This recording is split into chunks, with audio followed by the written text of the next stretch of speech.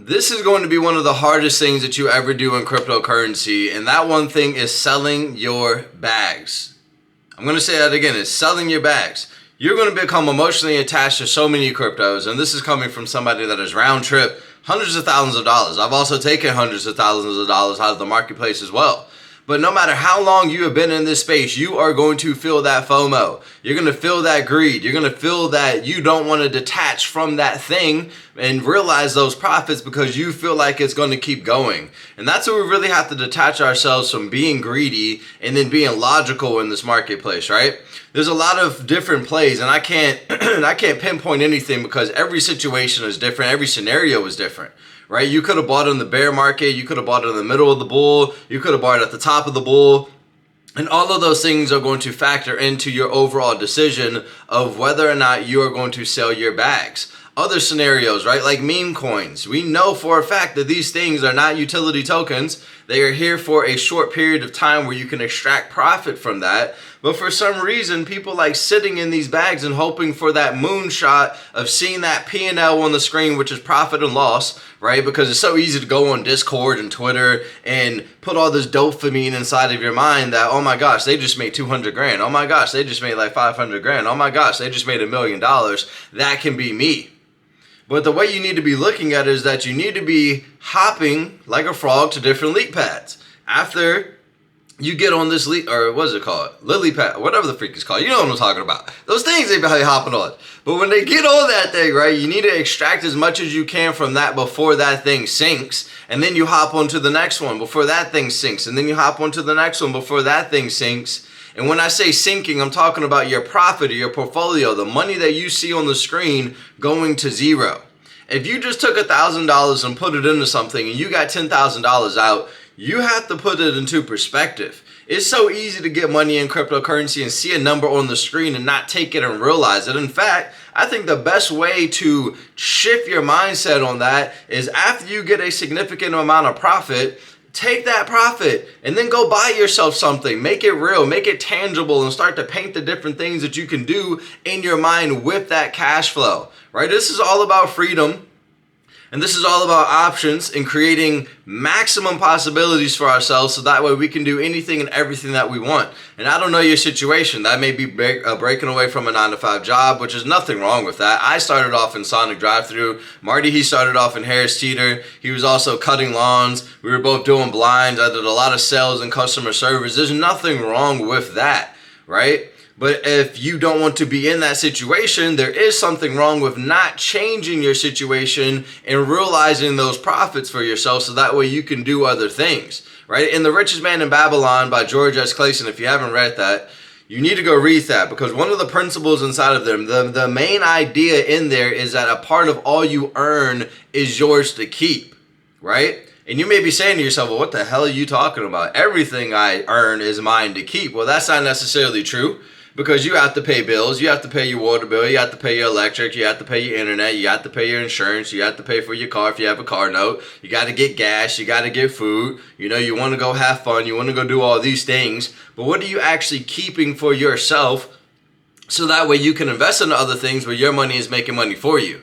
And that's why I say the best thing that you can do is take those profits, realize them, right? And then go buy yourself something that is tangible so you can make it real to paint those pictures for, okay, this is what I can do with this cash flow, right? And the best thing about this also is that when you sell your crypto, you're not selling out. You're not how do I put it? You're not betraying the community or betraying your emotions or betraying your bags, because you can always enter another position. There's always going to be a pullback. Even if the price went up a little bit more, right? And you see, you know, it can still go here. You can always enter that position again. Even if it's not that crypto, you can go into another position and enter another cryptocurrency. And that's another thing also, is that you don't need to be married to just one bag. You need to have a multitude of different money waterfalls that are paying you on a residual basis. That's how you create passive income in cryptocurrency.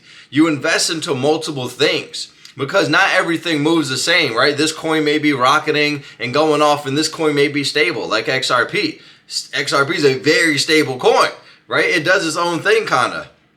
it doesn't really move with the market. When everything is running, XRP is kind of just sitting there, and there's usually a last runner in the market. But you are able to, let me just rephrase that right there. You are able to go into these different positions and then extract profit from each one, and then sit back, save your money, put it to the side, look at the market, and then scan again, and then see what is undervalued and see where you can put more money into these opportunities, and just rinse and repeat that system. The better you get at taking profit, the better you're going to be long term. Because just putting this into another perspective, right? If you just had like $10,000, $20,000, not even like $5,000 that you got from the market, how many hours would you have had to have worked to get that amount of money, right? What would you have had to have done? Would you have had to pick up phones and do sales? Would you have had to work 7 days a week? Would you have had to work 3 months for that money? Would you have had to have sent emails out or deal with customers, right? Or deal with setting up SMS text messages? I'm just talking about different things that we do in our business, right? Setting up funnels. What would you have had to have done for that cash flow that you just got instantaneously? And I know this may sound cliche. This may sound like a super easy thing. Like, yeah, when I get this money, I'm going to see it on the screen. I'm just going to realize it. I'm just going to take the money. I promise you. I'm telling you. I am telling you. You need to hit that sell button. Okay? And now I want to rephrase this also. Because at the time of this video, right, we are obviously not in a full-blown bull market. So I'm not saying sell your bags right now. What I'm saying is prepare your mind for that moment when it comes to strike by having, and this is what we do. Let me put it this way, because this is what we teach inside of Crypto Cashflow. If you don't have our training, by the way, go to cryptocashflow.com/masterclass. Inside of there, it's a 60-minute training. If you're new or even been here for a while, there's going to be some gems inside of there where we teach you about cryptocurrency, the mindset that we have for creating our wealth portfolios, and how you should be selling and extracting profit from these markets, and how you should be getting into these markets as well. But the way that we separate our emotions is we create 2 bags. We have a short-term bag, and then we have a long-term bag. Right? Let's take Solana, for example. Let's say that you bought Solana, right? You would create a short-term bag and you would create a long-term bag. Your short-term bag is where you're going to constantly be extracting profits and then buying in when the market pulls back. So let's say that Solana went to like $50, right? You could sell some. Let's say it pulled back to like 25. You can buy some more, knowing that it's going to continue to go higher. Your long-term bag is kind of just sitting there. You're just adding to that for the long term, right? And that's going to be more like your moonshot right there. That's going to be the bag that you're just sitting on and just waiting for it to go up in value. And then at some point, you're just going to extract those profits and then hit it big.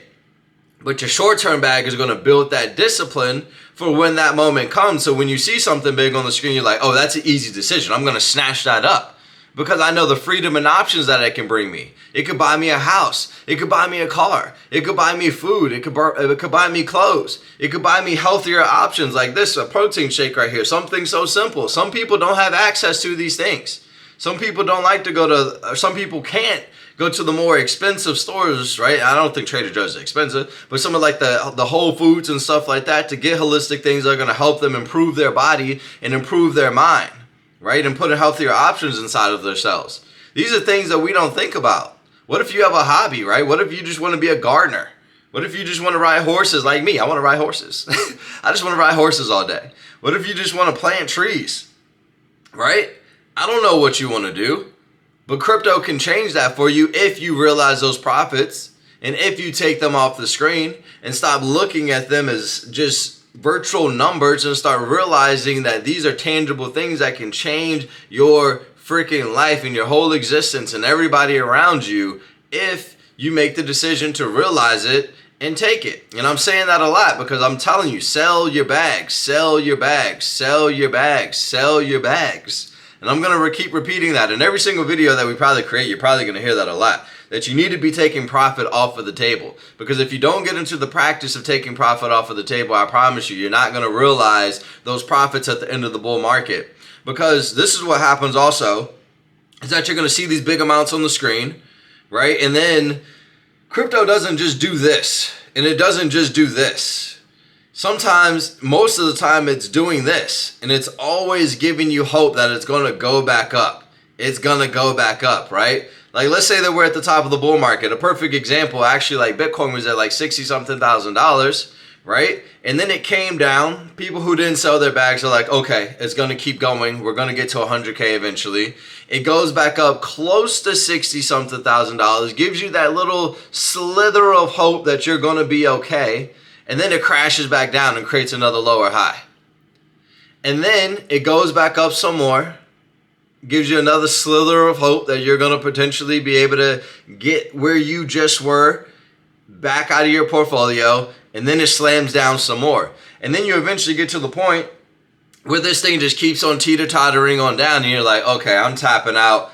I'm done. I'm going to just go ahead and sell my bags. When you could have just sold up here instead of being greedy, have a plan and strategize, and then take those profits out. And then when it does come back down, when we do enter that bear market period, you can buy everything up at a very discounted price because you have this war chest of capital to the side where other people don't have that war chest of capital to the side because they're emotionally tied to their bags. So I'm not going to keep going on and on and on and on about this, y'all. But I'm saying don't be emotionally attached to your bags. Sell, make a profit, make it tangible for yourself, and know that you don't have to just enter into one crypto to become wealthy. There's so many cryptos out here. Invest in the multiples. Invest into a bunch of them, actually. Don't have a huge portfolio. We recommend like 5 to 10 year portfolio. So that way you can keep up with news and updates and all that good stuff. And then extract those profits out from those opportunities. And that's honestly a whole different conversation. We'll create a video on that. Money waterfalls. Actually, I'll write that down. Money waterfalls. Let me write that down right quick, y'all. Money waterfalls. Okay? But listen, if you're new to crypto, I'm going to go ahead and end it here. If you're new, if you've been here for a while, go check out our masterclass. Tons of information inside of there that'll help you strategize and plan and get ahead of the game. There'll be a link in the description down below as well, wherever you're watching this. Maybe it's in the bio, maybe it's to the left, maybe it's to the right. I don't know. It's going to be somewhere. But go to cryptocashflow.com/masterclass, y'all. We look forward to seeing y'all in the next one. And don't forget, sell your bags. Realize these profits. Make them real for yourself. Strategize. Understand where you are in this market cycle. We'll see you in the next one. Peace.